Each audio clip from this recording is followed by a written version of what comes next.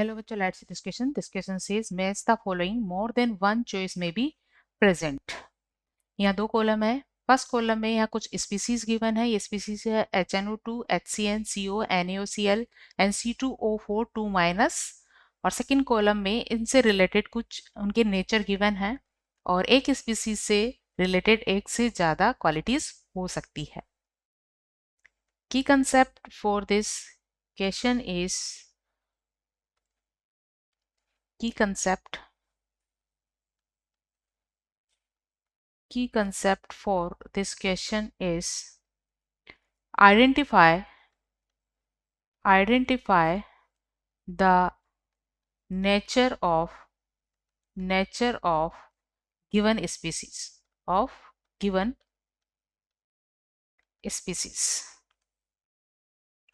ये स्पीसीज हैं HNO2 HCN.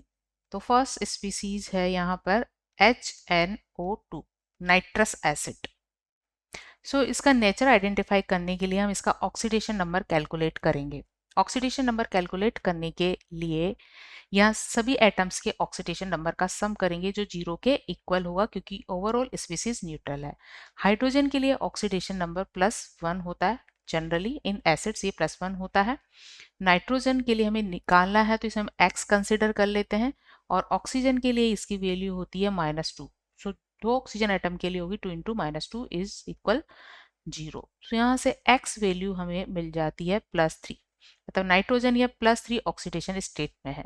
और नाइट्रोजन का अगर इलेक्ट्रॉनिक कॉन्फ़िगरेशन देखा जाए आउटर सेल का तो आउटर सेल में इसके 5 इलेक्ट्रॉन होते हैं और क्योंकि 5 इलेक्ट्रॉन होते हैं तो ये 3 इलेक्ट्रॉन एक्सेप्ट कर सकता है और 5 लूज भी कर सकता है. इसलिए इसमें ऑक्सीडेशन नंबर की रेंज -3 से +5 होती है. तो इसी बीच कहीं +3 ऑक्सीडेशन स्टेट भी होती है और ये +3 ऑक्सीडेशन स्टेट एक इंटरमीडिएट ऑक्सीडेशन स्टेट है. कैसी है? इंटरमीडिएट. क्योंकि मिनिमम होती है -3 और मैक्सिमम होती है +5.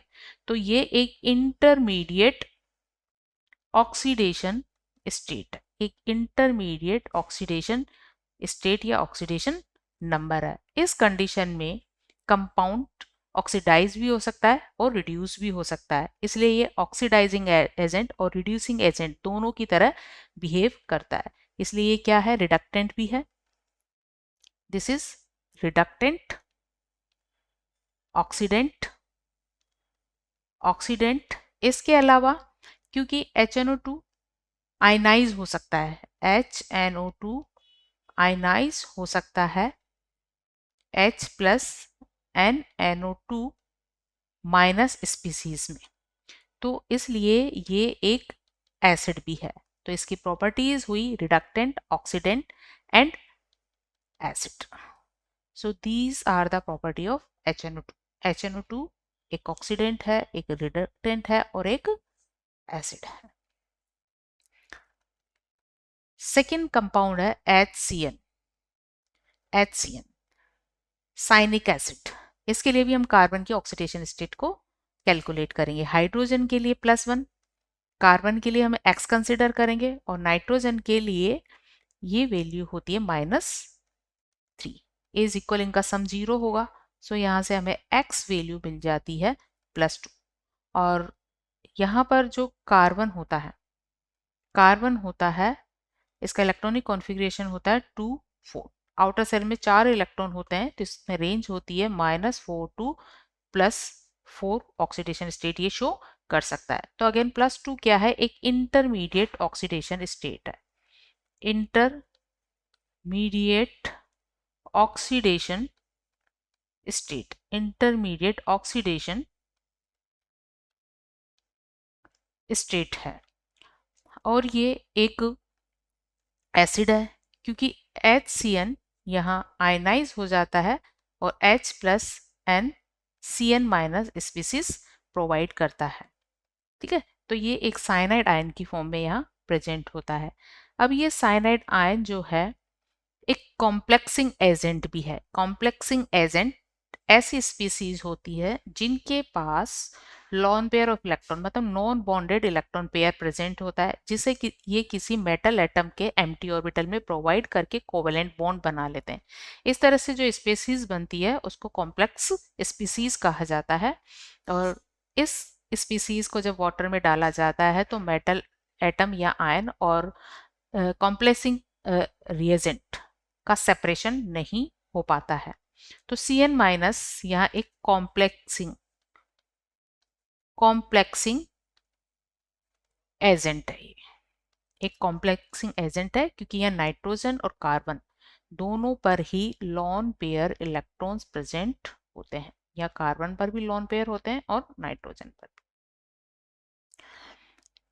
इसके अलावा एसिड है, बट इसकी इंटरमीडिएट ऑक्सीडेशन स्टेट होते हुए भी ये एक रिडक्टेंट की तरह बिहेव करता है। इसका रीजन ये है कि ये एक नेगेटिवली चार्ज स्पीसीज है। ये एक नेगेटिवली चार्ज स्पीसीज है तो इसकी टेंडेंसी इलेक्ट्रॉन देने की ज़्यादा होती है, इसलिए अदर्स को रिड्यूस करता है, इसलिए ये रिडक्टेंट है।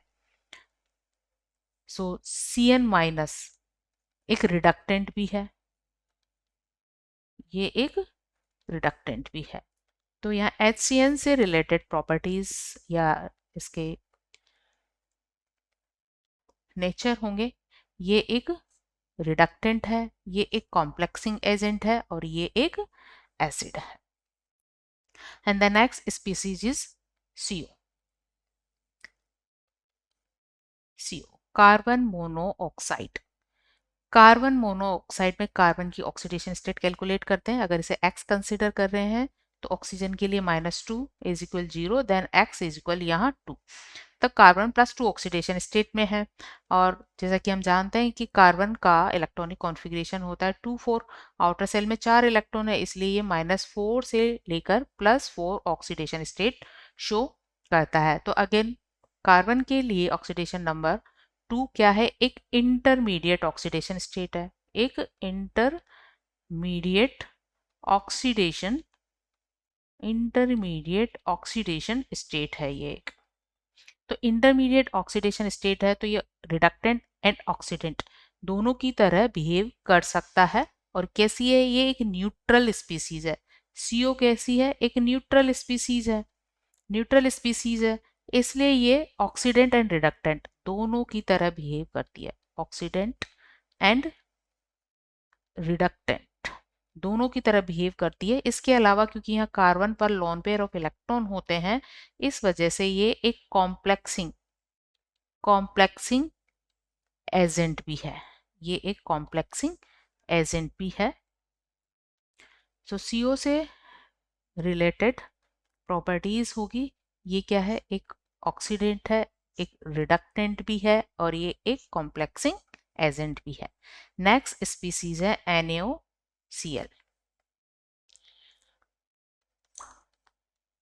NaOCl Na एक अल्कली मेटल है, इसके लिए ऑलवेज ऑक्सीडेशन नंबर +1 होता है।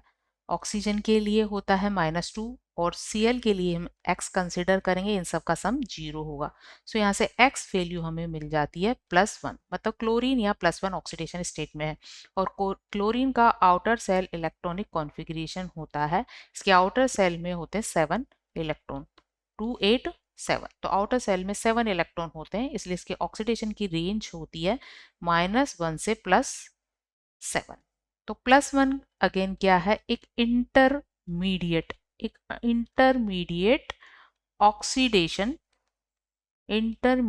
ऑक्सीडेशन स्टेट है। तो ये भी क्या कर सकता है?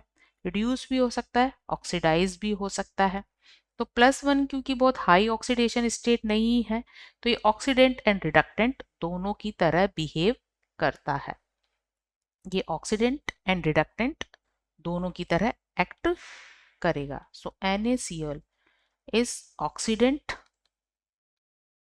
and as well as reductant.